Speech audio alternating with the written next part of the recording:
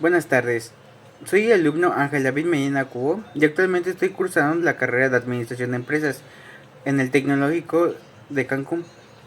Esta es una actividad de aprendizaje que es con el profesor Dr. Ismar Cruz. Quiere el impuesto empresarial a tasa única. Pues el impuesto empresarial a tasa única es una tasa que, mejor conocido como el IETU, fue un impuesto federal que estuvo vigente en México desde el 2008 hasta el 2013. Esto pues aplica que los ingresos obtenidos por las actividades empresariales estén a la prestación de servicios independientes y el uso del goce temporal de bienes como el arrendamiento o una casa o un local, pues ya que su principal objetivo era garantizar pues una recaudación mínima de impuestos y pues así combatir la evasión fiscal. Es decir, pues esto evita que algunas personas o empresas que pagaran menos impuestos de los que realmente les correspondía, aunque actualmente ya no existe, pero es importante ya que pues como formó parte de la evolución del sistema tributario mexicano. ¿Quiénes eran los sujetos obligados al pago del IETU? Pues eran todas aquellas personas físicas y también las personas morales, ya que estos realizaban actividades empresariales. Asimismo, pues prestaban lo que son servicios de manera profesional e independiente y también conocían el uso y el goce temporal de bienes. Esto pues significa que tanto el comerciante pues como el profesionista independiente, pues ya sea una empresa o una persona que rentaba un inmueble, pues podía estar obligado a pagar este impuesto, ya que siempre que se realizaban las actividades que marcaba la ley del IETU. ¿Cómo se determinaba la base del IETU? Pues la base del IETU se obtenía restando lo que son los ingresos grabados de las deducciones autorizadas por la ley. Después de obtener lo que es ese resultado, pues se aplicaba la tasa correspondiente para calcular el impuesto que debía pagarse. Pues en otras palabras, pues primero se determinaba cuánto dinero había ingresado del contribuyente, luego se restaban los gastos permitidos por la ley sobre la cantidad restante, que esto se calculaba del impuesto, ya que si una empresa obtenía un ingreso de 500,000 y una deducción autorizada por 150,000 pesos, la base para calcular IETU sería de 350,000 pesos. ¿Cuál era la finalidad del impuesto de los depósitos en efectivo? Pues, conocido como el IDE, tenía como finalidad combatir la evasión fiscal mediante lo que es el control de los depósitos en efectivo realizado por las instituciones financieras. En este impuesto permitía a las autoridades identificar cuando una persona recibía lo que son grandes cantidades de dinero en efectivo y verificar si estos ingresos estaban siendo declarados correctamente ante el SAT. Pues actualmente pues este impuesto ya no existe, pero pues fue una herramienta importante para mejorar el control de los ingresos de los contribuyentes, ya que si una persona depositaba frecuentemente grandes cantidades, pues una cuenta bancaria sin justificación de origen, el SAT podría revisar si esos ingresos habían sido declarados correctamente. ¿Por qué es importante estudiar el IETU y el IDE si ya no están vigentes? Podría decirse que el IETU y el IDE ya no están vigentes, pero es importante estudiarlo pues porque ayudan a lo que es comprender cómo ha evolucionado el sistema tributario mexicano. Pues además esto permite analizar lo que son las reformas fiscales, ya que se ha realizado lo que es el gobierno, y entender por qué actualmente existen impuestos como el ICR y el IVA. También sirve para lo que es fortalecer el conocimiento de quienes estudian. Yo como estudiante de administración de empresas, en contaduría o derecho fiscal. ¿Qué se entendían por ingresos grabados en el IETU? Pues los ingresos grabados eran aquellos que ya se habían sido efectivamente cobrados por el contribuyente, pues no bastaba con emitir lo que era una factura, el dinero pues debía haberse recibido realmente. Pues estos ingresos provenían principalmente de la venta de bienes, pues la prestación de servicios independientes y el otorgamiento del uso o goce temporal de bienes como el arrendamiento. ¿Qué diferencia hay entre un ingreso grabado y un ingreso exento?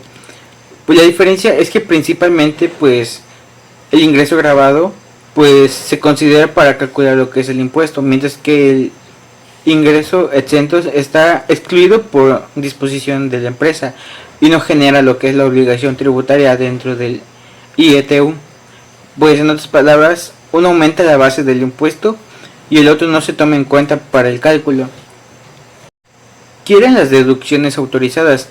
Pues eran gastos o inversiones independientes, ya que pues para la actividad económica del contribuyente y que cumplían con los requisitos establecidos por la ley, pues estas deducciones podían restarse de los ingresos grabados, pues ya para determinar la base del sobre de la cual calcularía lo que es el impuesto, ya sea lo que se paga de una renta de algún local de un negocio, la compra de maquinaria o equipo utilizado para la actividad empresarial.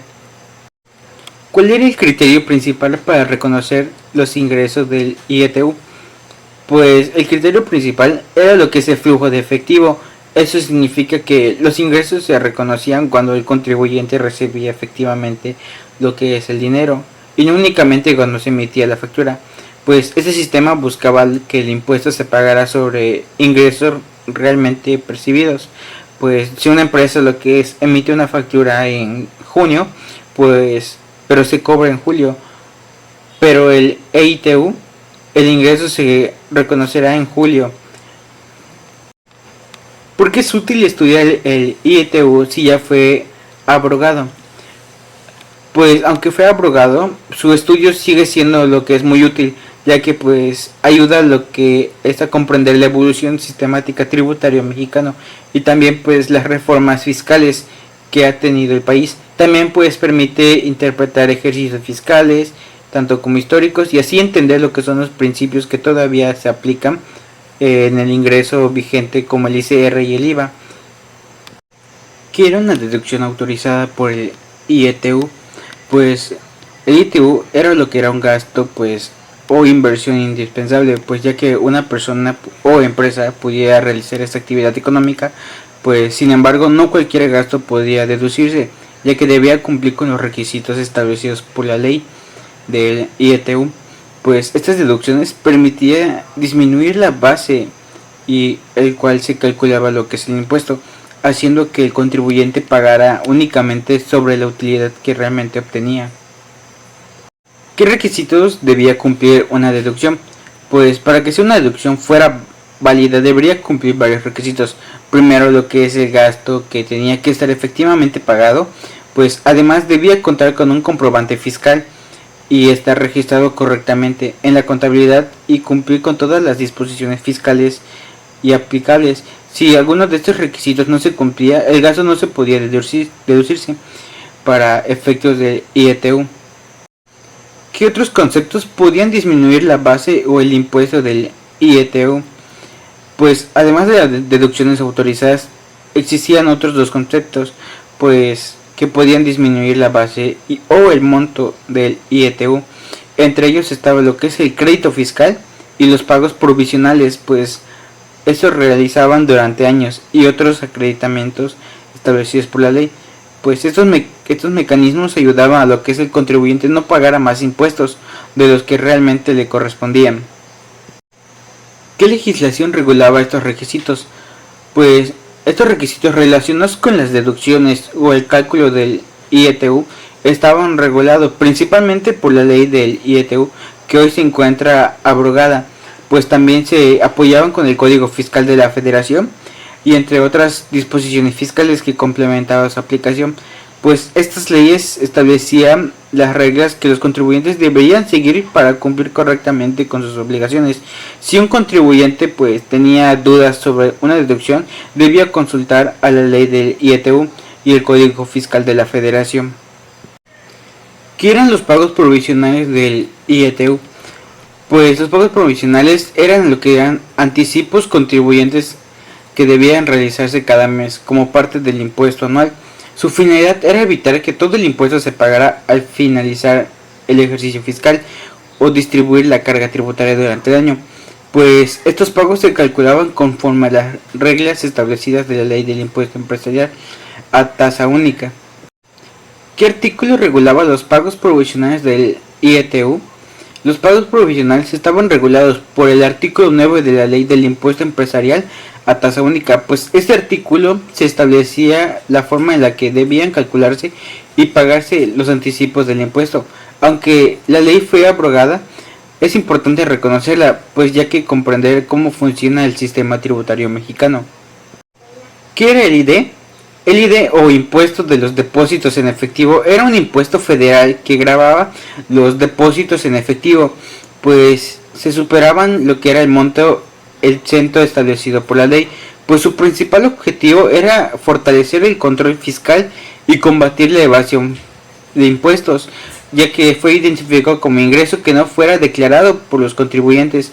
Si una persona realizaba lo que es depósitos en efectivo superiores al límite establecido, podrían generarse el pago del ID. ¿Cuál era el fundamento constitucional del ID? Pues el fundamento constitucional del ID se encontraba en el artículo 31 de la fracción 4 de la Constitución Política de los Estados Unidos Mexicanos, que establece la obligación de todos los mexicanos de contribuir al gasto público de manera proporcional y equitativa. Pues este principio también sirve por lo que es la base para la creación y aplicación de los demás impuestos en México. El ICR, el IVA, el ID tienen como base del principio constitucional contribuir al gasto público. ¿Cuándo dejaron de estar vigente el ITU y el ID? El ITU y el ID dejaron de ser vigentes el 1 de enero del 2014, cuando fueron abrogados mediante un decreto publicado en el Diario Oficial de la Federación el 11 de diciembre del 2013.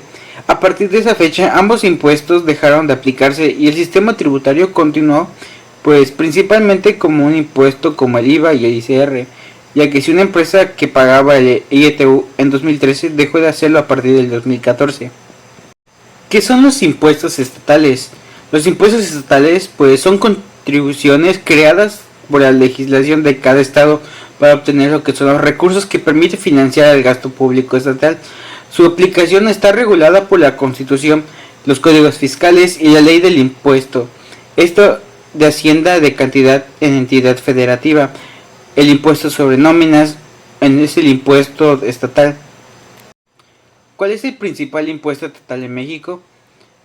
En México, pues, su impuesto sobre nóminas, conocido como el ISN, este impuesto grava las remuneraciones de los patrones, ganan a sus trabajadores y representa una de las principales fuentes de ingreso para los gobiernos estatales, ya que los recursos obtenidos ayudan a financiar programas estatales. ¿Cuál es el impuesto municipal más importante? El impuesto municipal más importante es el impuesto predial, ya que este impuesto grava la propiedad o posesión de bienes inmuebles y contribuye a una de las principales fuentes de ingresos propios de los propios municipios. El dueño, ya sea el dueño de una casa que paga el impuesto predial o municipios que utilizan estos recursos para el alumbrado de calles o parques. ¿Qué fundamento constitucional tienen los impuestos estatales y municipales? Los impuestos estatales y municipales tienen como funcionamiento el artículo 31 de la fracción 4, 115 y 116 de la Constitución Política, pues en los Estados Unidos mexicanos además se complementan por la ley de la coordinación fiscal y las leyes fiscales aplicables. Estas constituciones autoriza al Estado y municipios pues recordar lo que son los impuestos, ya que cada entidad aplica sus propias leyes fiscales. ¿Por qué existen diferentes en la recaudación entre Estado y municipio? La recaudación varía entre estados y municipios porque influye lo que son los factores como el tamaño de la economía, la población y el desarrollo industrial o turístico de la actividad inmobiliaria y la eficiencia de la administración tributaria. Un estado con más empresas recauda más impuestos. Si un municipio turístico obtiene mayores ingresos que uno con una menor actividad económica,